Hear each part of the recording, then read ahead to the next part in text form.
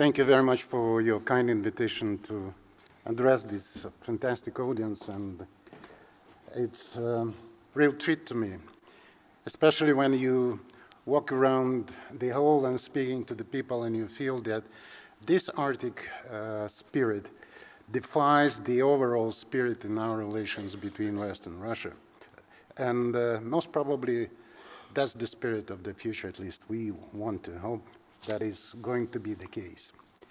By the way, I was listening to Senator Murkowski about Alaska being getaway for Americans to Arctic, and I always remember that one of my predecessors as ambassador to the United States was so eloquent that he has succeeded in convincing American Senate to buy what they called at that time empty icebox in the north. I apologize, we haven't been able to put up a port there in advance. But nevertheless, each and every time when I come to Alaska and have a speaking engagement, there will be people who would come to me and seriously exploring whether Russia was planning to build an underground tunnel between Russia and Alaska, and that would save all the trouble of building ports in Alaska. But what I'm driving at, that the spirit of cooperation is something that is predominantly in the mind of people who live in the north. And that's important. We live in a very turbulent time. And for us, Arctic is certainly very important, not only economically, but also strategically and politically. And we are most probably the largest country in the world, and we are the largest Arctic country. We depend on Arctic very much, and suffice to say that 11% of our GNP is produced in Arctic. 22% of Russian exports comes from Arctic. So what is happening in Antarctica and happens around Antarctica is of ultimate importance to us. Unfortunately, and one has to be sober and serious about this, the recent increase in tension between the West and Russia hasn't escaped Arctic either. What we see happening, sanctions, economic sanctions, which we do not agree are the sanctions in the terms of what is legally acceptable under the UN Charter, they are applied to Russia by the West, focusing on Arctic because people understand that Arctic is important to Russia. So the pressure, coercion measures that are put up against Russia under the disguise of sanctions, political sanctions, are focusing on something that is important to us, and we understand that. We see that the contacts between military specialists are called off, and it's an area where there are a lot of military stuff wandering around the oceans. We also see attempts to bring NATO into the picture. We see the increase of the NATO forces next to our borders. We see all of this. We know what we have to do in order to ensure our interest. We will do that. We will do it reliably and comfortably for Russian citizens. But at the same time, what I would like to stress in this particular forum is something different. We still believe that living in Antarctica and working in Antarctica has to be based on civilized dialogue, on decisions that are taken based on negotiations and based on the rule of law, international law. And we want stability in Arctic to prevail in the future as well. So we consider that the area of Arctic is still the area with low military tension. And even under current environment, we see the cooperation and interaction between the West and Russia going on in this area. And that's important because we have a common goal, and that is sustainable development of this region for the benefit of all who live in this particular part of the world. So we believe that in Arctic proper, there is no potential for serious conflicts. We don't see it, especially with participation of Russia. We have our borders in Arctic waters delimited with Norway in the west, with United States in the east. Those are well-established borders, and we are very comfortable with the way we operate with our neighbors in this particular respect. When it comes to the continental shelf that goes beyond 200 miles of economic zones in the Arctic Ocean, we firmly believe that all the issues need to be solved based on international law. We are gratified to remind ourselves that that is a position shared by other countries. We also remember that at the meeting in May this year in Greenland, there was a collective confirmation that that is the approach that needs to guide us all in exploring the possibilities of working in this particular area in the future.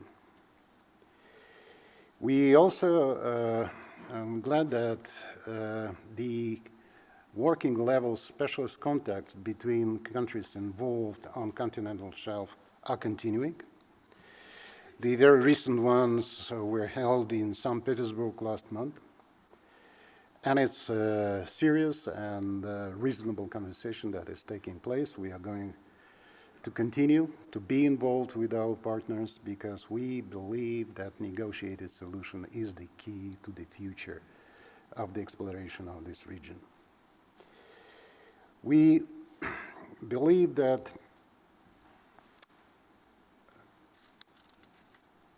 Arctic is certainly area that is going to be explored and utilized much more in the future, including because of the climate change.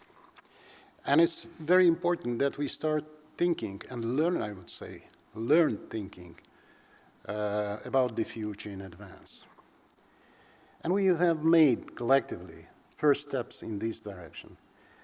And I have in mind the recent agreement to prevent unregulated fishing in the open seas in the central part of Arctic Ocean. It's a small step, but it's very important because we are learning to think together about the future. We also are gratified that a number of countries that do not belong to, say, Arctic Council, do not have territories in the Arctic, are with us, and they sign this agreement with us. And that is Iceland, or China, I apologize, China, Republic of Korea, Japan, and also EU. Another issue that is certainly going to be developed significantly more in the future is the use of the Northern Sea Route. Northern Sea Route is something particular for Russia, and geography tells it explicitly when you look at the map. For all practical issues, it's almost our internal sea route because we have been using it to resupply different regions of Russia for ages. And we attach great importance in expanding the possibilities, both for Russian cargo movements in the region and also for international maritime transition. Currently, it's used rather in a limited way, and in 2017, I saw the numbers. There were only 10 million tons of cargo that were traveling through this route. This year, there will be increase almost by 50%. We believe that by 2024, 2025, the amount of cargo that can be moving through this region can be significantly higher, up to 18 million tons. It's a huge, huge increase that we are interested in supporting, and we are interested in working with other countries in order to make sure that it's first possible, second is done in a safe and reliable way. By the way, as of today, the transit cargo movement through this route is even more limited. It's the very first big container ship that has tried the route was only in September this year, and it was a Danish ship, and it went to explore the possibilities of moving cargo from Western Europe to Asia, and it was totally successful economic operation. And we are glad that based on cooperation between interested states, that kind of route can be serving interest of many countries on a reasonable, economically viable, and predictable fashion, including in order to ensure that the environmental impact of that kind of operation will be absolutely minimal. That is one of our priorities. By the way, in order to make sure that is the case, we are already thinking about using, or rather building in the future, new type of icebreakers that would be powered by a natural gas.